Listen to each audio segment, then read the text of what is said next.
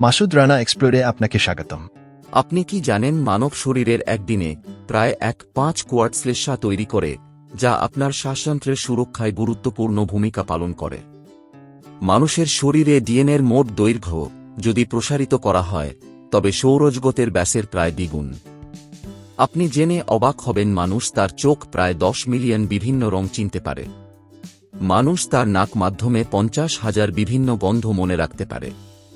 আপনি জেনে অবাক হবেন অক্টোপাসের 3টি হৃৎপিণ্ড থাকে, 2টি ফুলকাতে রক্ত পাম্প করে আর তৃতীয়টি শরীরের বাকি অংশে পাম্প করে।